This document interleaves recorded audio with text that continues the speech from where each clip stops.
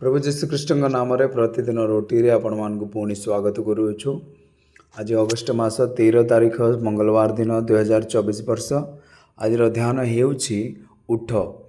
तापर से माने अंध को डाकिले तांको कुह खुशी हुआ उठ। मार्क 10:49 पद। बाटरे बसिथिबा बाटीमय प्रथम निज अलसुआर उठिबा उचित। से धूली भूमि एवं भिक मागिबा स्थान उठिबा उचित। से तांकर अंधतार उठिबा उचित। आम प्रभु आमको डाकते एवं कहते, हे मोर संतान तुमर क्लांतरु उठ, धूली झाड़ी दियो, डेणा विस्तार कर एवं कृष परि आकाश रे उड़।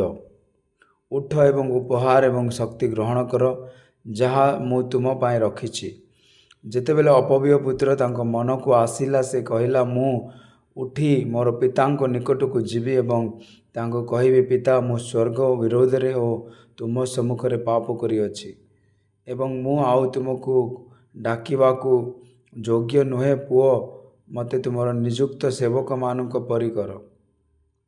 लूक 15:18-19 पद।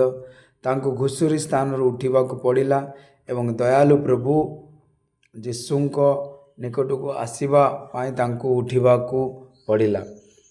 प्रभु जीशु केवल तांकर हजि जाइतिबा संतान मानक खोजिबा एवं उद्धार करिबा पाई पृथ्वी को आसीथिले।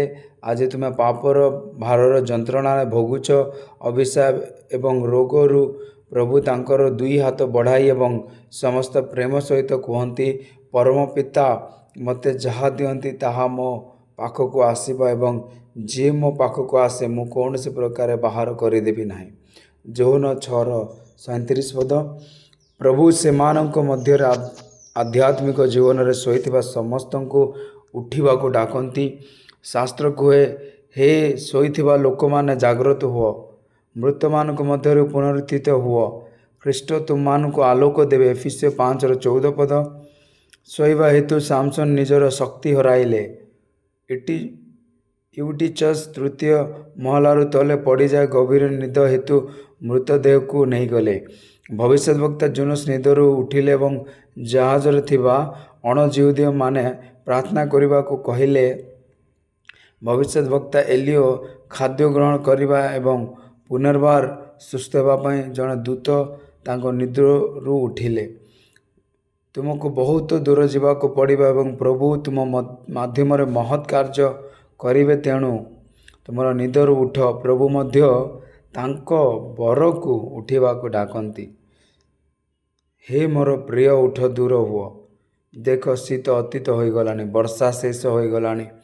डिमिरी गछ तार सबुज डिमिरी लगाए एवं कोमल अंगूर सहित दाक्षालता एक भल गंध दे था। हे मोर प्रिय उठ, दूर हुओ। परम गीत 2:10-13 पद।